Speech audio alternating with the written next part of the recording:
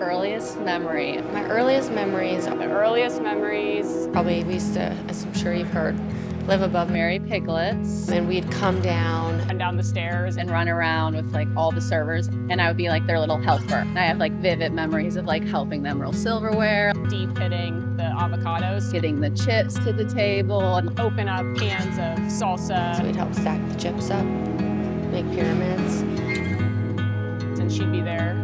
And she would have pancakes on the flat top ready for me. So my husband, who you'll meet, Joe, was in the Marine Corps, so we traveled around. So we were in Hawaii, and he was getting ready to get out, and he says, "Oh, I bought this Mexican restaurant in Jackson Hole." I'm like, "Okay, where's Jackson Hole?" And then he says, "Oh, it's in Wyoming." I'm like, "Well, wait, where's Wyoming?" Another wild hair up my ass. So we were in Vegas at Nellis Air Force Base. I was a Marine and flying in a big exercise called Red Flag. That's where all the top secret shit is out there. I always wanted to live in the mountains. A good buddy of mine I flew with said, you should go check out Jackson Hole. I'm like, where the hell's that? I had no idea. And anyway, I asked my CEO, my company commander, hey, can I take a few days off and go up to Jackson Hole? He said, yeah, sure. Anyway, long story short, we bought Mary Piglets, which at that time was just a shack.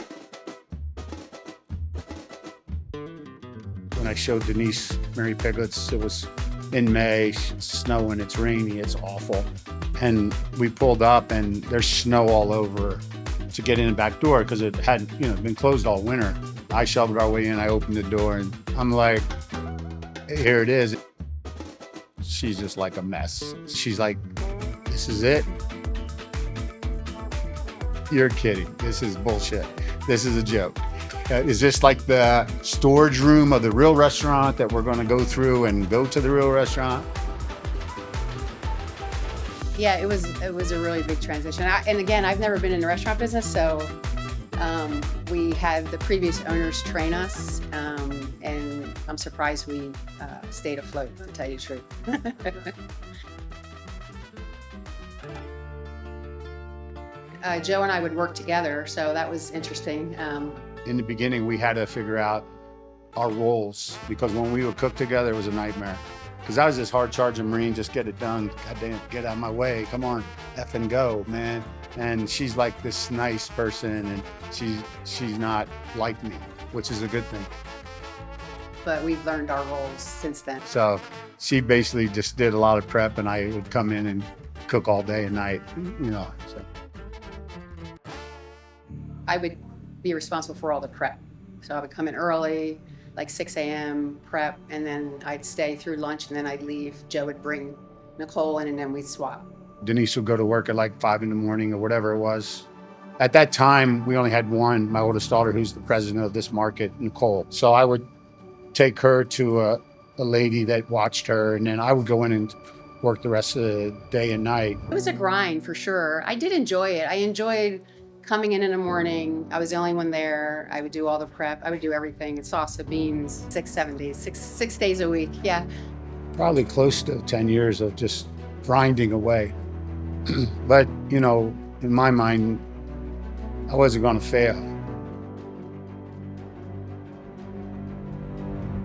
I met a guy named Gene Street through a Marine buddy of mine, who very famous restaurateur in Dallas, Texas. He had a ton of restaurants, all different concepts, kind of like we do now. I just cold called him. I said, hey, can you come to Jackson Hole? I mean, I didn't even know. I thought this guy was just some guy. I didn't realize how big he was. Anyway, for some reason, he comes. He went down there just to check out our operation, which was just totally like mom and pop, man. We knew nothing. And I said, I really need to learn the business. I'm struggling. I'm not making any money. He goes, come to Dallas, stay at my house. I'll give you a car. I would go cook at one of his Mexican restaurants, and I would ask the manager, hey, can I get this recipe or that recipe? And the manager would go, no, those are all trade secrets. I go, Gene said I could have them. And there was no cell phones back then, so he'd get on the old phone and call Gene. And Gene's like, yeah, give him whatever he wants. I'll never forget, he walked across the street, there was a copying place, and he copied every recipe. It says trade secrets right on it. And we still have some of those recipes today. So Gene taught me all the numbers, cost things out, what your labor needs to be. You got to hit these certain numbers to make the restaurant business work. So I got to give him a lot of credit for our success. I had no idea, and I didn't want to know how bad I was doing. But eventually it worked out, and we started growing Mary Piglets, and now it's one of our best concepts.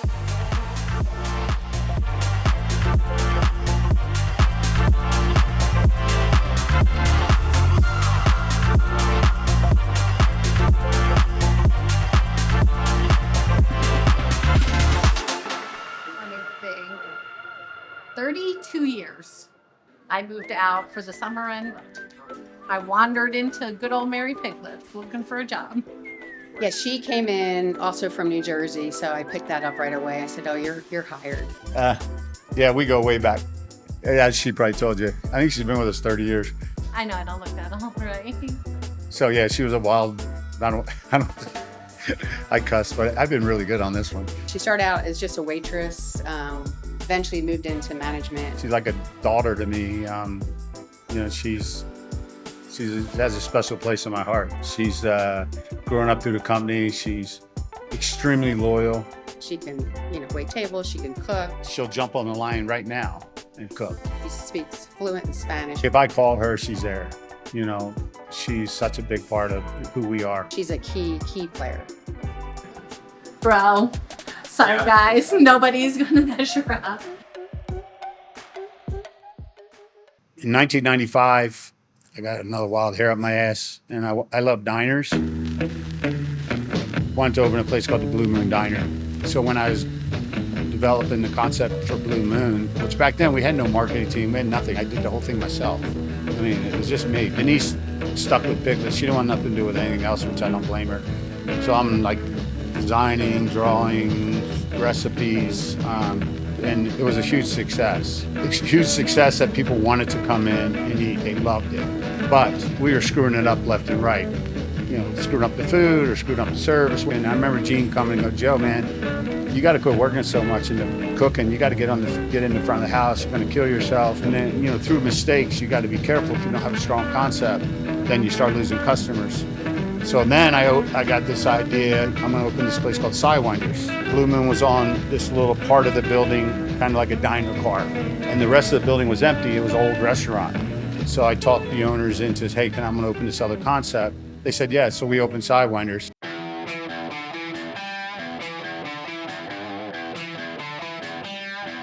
When Sidewinders first opened, it was just a bar, pool tables, bands, crazy shit. Late nights, 2 o'clock. Chippendale. Yeah, Chippendales, yeah. The happy hour, 5 to 7 every day. Guys getting high. Tour buses pulling in. Lots of happy women in town. Packed, couldn't get in there. Yeah. Contracts like this thick, effing Perrier for this guy. It was Coyote Ugly. Hey, this guy wants whiskey. We were Coyote Ugly up in there. You gotta have a cheese tray. I'm like, who the hell? And I'm signing it, not knowing nothing. I'm like, I could have been signing Sidewinders away for all I know. I can remember just being there, doing all the invoices. I'm calling the food distributor and going, "Hey, I can't pay you. You're gonna have to wait another month."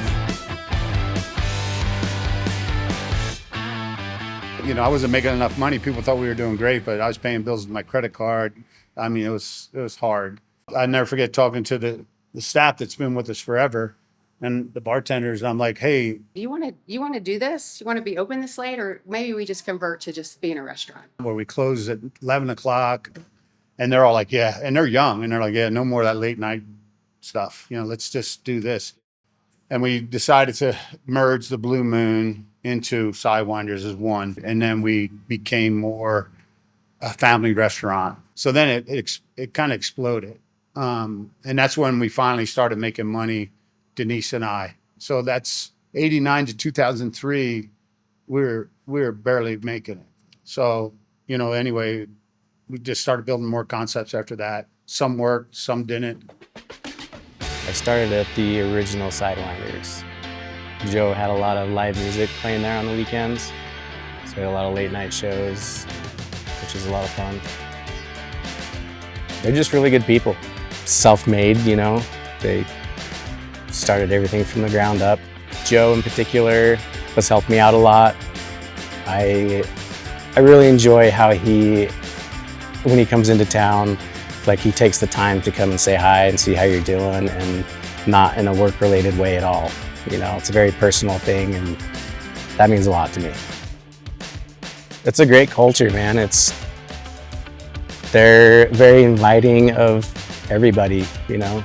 They take care of their people, accepting of everybody, and really any of the managers or upper management in the company, like there's nothing that they wouldn't do or think that they're above doing. If you just work hard, like you're gonna go up in the company, you know. It's just kind of as simple as that. So we opened up like night. It was right below Sidewinders. And we started that as only being 21 and up, which was a mistake. And we weren't making much money, if any. My oldest daughter, Nicole, I was like, I'm done with this. You know, it's not making enough to make it worth our while. There was a landslide above Sidewinders. It shut us down for 6 months, and it really hurt Ignite. So we decided to rebrand it and reopen it, with a different concept. And it was a good decision. Obviously, it took a lot of time, but that one I was kind of involved in from the beginning, so that was exciting, and landed from my honeymoon at noon from a red-eye flight and opened it that night, which I don't recommend. So now it's doing great. It's one of our top concepts.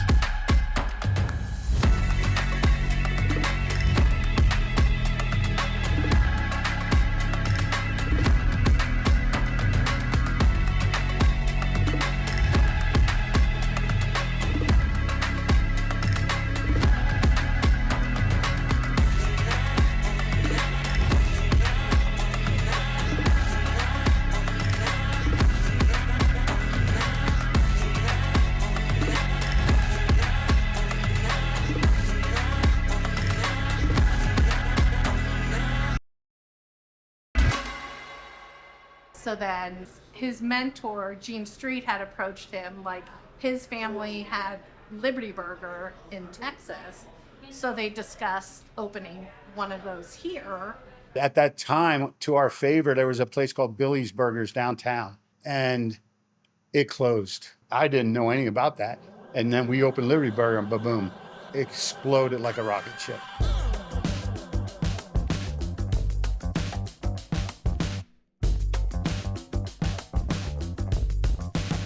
A lot of times when you close a restaurant, you're doing okay. But you could do everything right, like have great food, great service, and still not make it. That's the one thing people don't realize. We've had restaurants that were extremely well run, great food, but it just didn't click. You know, it happens to the biggest restaurateurs in the world, but it wasn't a failure. It was just, we just moved on. I had this vision, you know, of how I wanted to raise my family. I think you have to have a plan. I never really knew this company would get to where it was. I never thought about it. I was never a guy that said, I want to own, you know, 13 restaurants. I want to have a big company. I want to, you know, build and develop real estate. I was always the kind of guy that just kept grinding away. And all of a sudden you have one, you have two, you have three. But the most rewarding thing is all my kids are in the company, like you said. Who could plan that?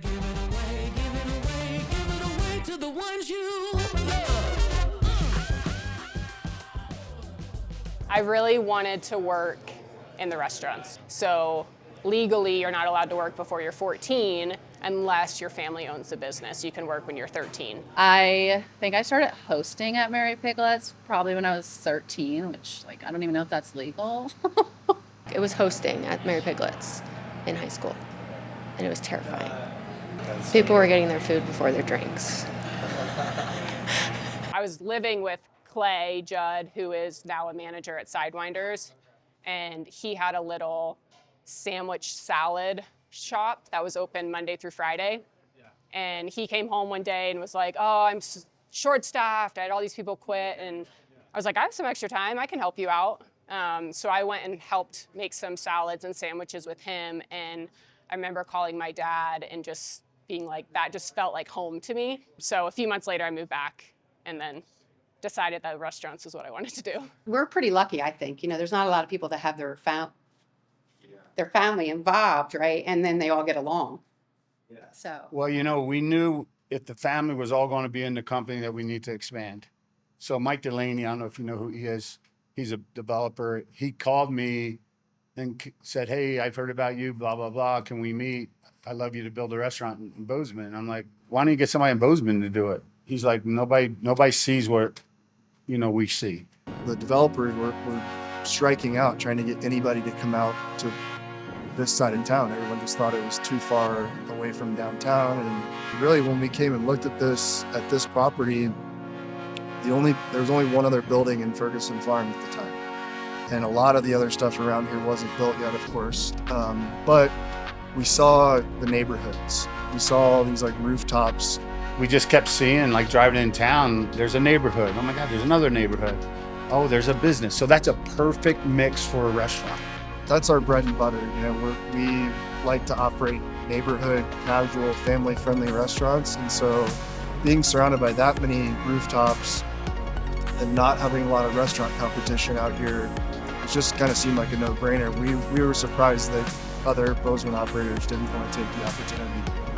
So yeah, we took, we went for it, and it was very difficult in the beginning, very difficult. Yeah, I don't know if anybody could have prepared us for that experience. Yeah, it was crazy.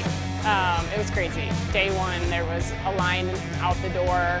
We were still working on training and figuring out our staff. it's a staff that you wouldn't want in there. At one point, my dad and Blaine were cooking. Yeah, Joe and Blaine and cooking, and I was expoing with Ellie. And To have to jump on the line and start cooking, it's kind of crazy. Ellie was in tears, this guy at this table said this about the food, and then my dad was pissed because he made her cry, and I remember just being like, oh my gosh, people are still just pouring in. It's not the best way to open a restaurant, I'll say that. We opened Sidewinders in June of 17. Pizza Artisan was still open, and Alex was working his ass off running that whole kitchen by himself. But that was towards the end of the life cycle for that restaurant. And by that fall, I think Joe had made the decision to shut that down and offered for Alex to move to Bozeman. Essentially told me hey, you're gonna go to Bozeman. Move me to Bozeman. I was like, do I get a choice in the matter? He said no. And I was like, okay, fair enough. Told myself I was gonna just try it out and see how it goes. So I kind of got here about 6 months after they opened Sidewinders and started working there. It was a rough beginning. They had definitely some issues in the kitchen with staffing, and it was a whole different market for them, and building that up. And there were some challenges and stuff, but we got it figured out, and so I just kept blowing up and growing. By the end of the year of 2017, he had totally turned it around. And I don't think there's very many people out there that could have done what Alex did. He has probably the strongest work ethic of anybody I've ever worked with in the restaurants. I just don't think there was any other way for us to straighten this place out if it weren't for Alex. We really owe a lot of what Blue Collar is today to Alex. We never knew it was going to be this much of a success. We definitely didn't come to Bozeman thinking we'll, open 6 restaurants in 7 years. It just kind of took on a life of its own, really. As soon as we opened the doors here for the first time and saw the demand, I think immediately the wheels started turning in mine and Joe's head and saying, okay, there really might be more to this than what we expected. After Sidewinders was Tanglewood, and then Foxtrot, and then Hachi, and then Foxtrot became Liberty Burger, and then obviously Piglets was just last year. So it's just crazy.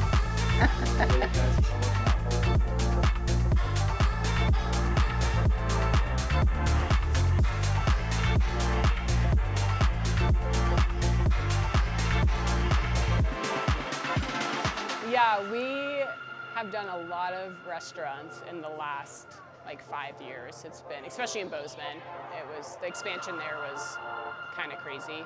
It was like a restaurant a year almost. It didn't feel like that, but then you look back on it and you're like, what were we thinking? And then here, you know, we acquired the Blue Lion in 2021, and then Sidewinders West Bank was just, it'll be almost 2 years now.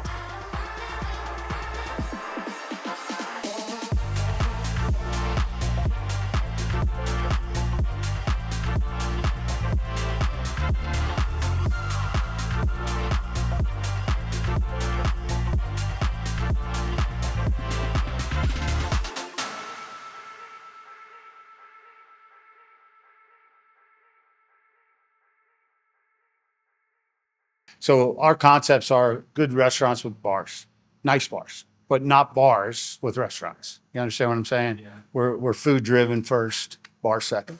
We felt like we were hitting a little bit of a wall in terms of like pushing the culinary side of what we do, which at the end of the day is about 70% of our business is selling food. So it's pretty important. It got to a point where we had a lot of restaurants and we're like, we need somebody with that culinary background to come on board to be able to help us with new menu items, specials, new concept development with menus, and just kind of have somebody focus in on just that.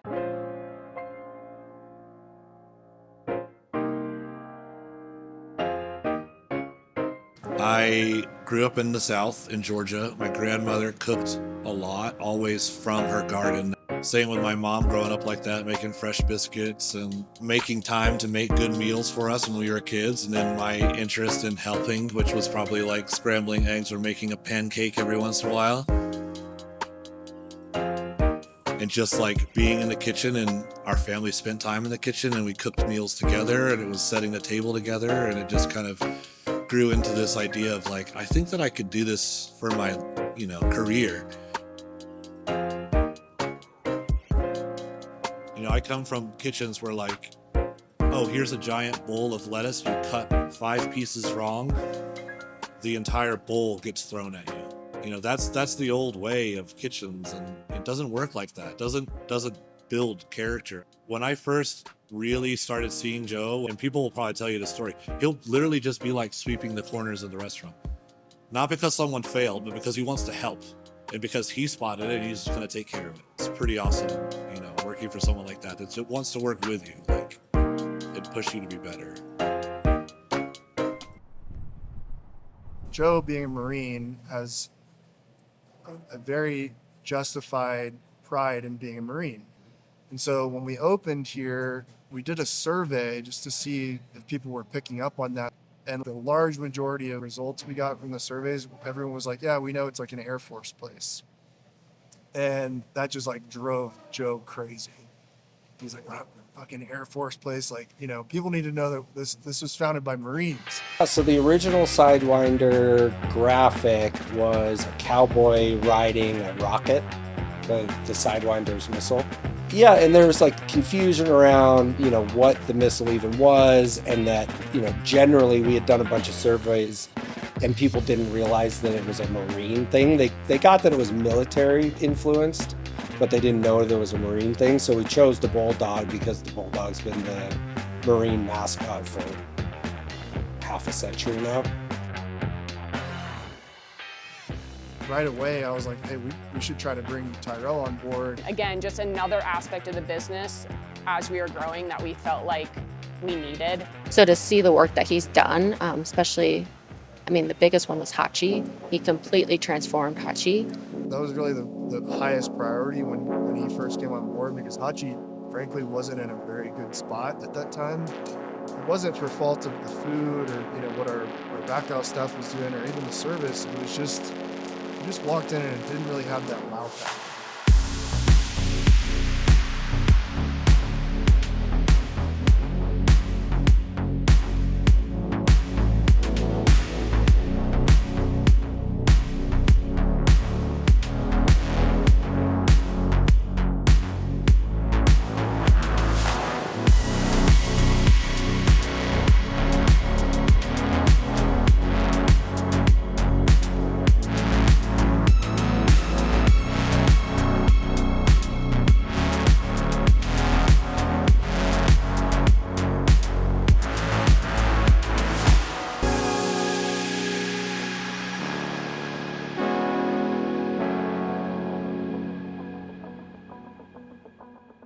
We basically did a little bit of a strategy workshop with the GM team.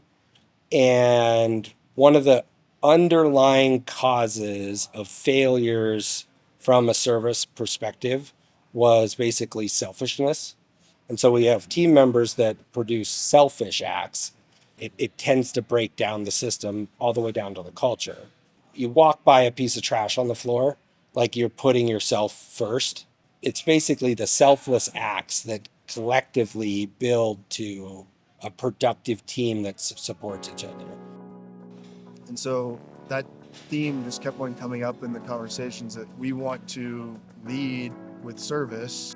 We went through an exercise probably 6 or 8 months ago, trying to really define what service first means in our day-to-day. Like, how does someone really display or express a service first mindset?